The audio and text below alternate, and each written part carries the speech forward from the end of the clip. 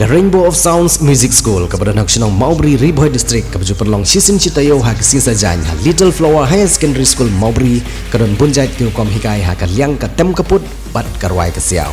Keyboard, gitar, western vocal, Indian classical vocal, kasih instruments bat kasih vocal.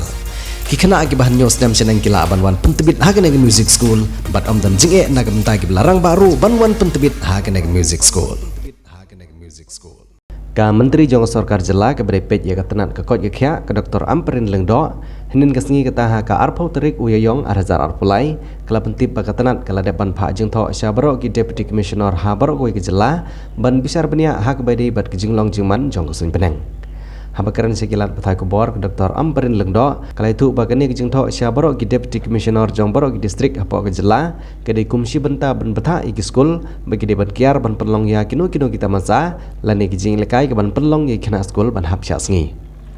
Ka Dr. Amperin Lengdo kalong ban kaliang jong katanat kala depan Pak Khang ya ki school hakikat to kene ki Distrik Harilum Garo. Nama arlai i bakasingi kala jur baha kamtam hawes Garo Hills bat kene ke bujung ma ya kena school lada ki syasngi baro syasngi. Dak ba benrap ru ba katanat kala Pak ya ki jing ai jumut syagi Deputy Commissioner ha baro ko ke Jela bakin betha ya ki school bagi kena school kimde ban sya sngi. Lani ki school ki de ban kiar nak jing penlong ya kenjata masa lani kino ki jing lekai ong Dr. Amperin. Kala itu ru bahadu menta ke jinglong jingman kala long ke babiang bat hadu menta katanat kampat yo ya keno ko kubor ke bosongsi ha ke bagi kena school ki syakta na ke jing syit selang jong kesngi. Kalau itu ru bakatanat kala ban tem ya kene ke jing syak kata ki kena school na ke jing syak selang ha kesengi namar katanat kala depan Pak Khang ya ki kato kene ki school ha district ha po ke Jela Meghalaya. To schools and institutions to ensure that children do not expose themselves unduly to sunshine and outdoor activities. So far things are under control. We've not got any report that is alarming in any kind. So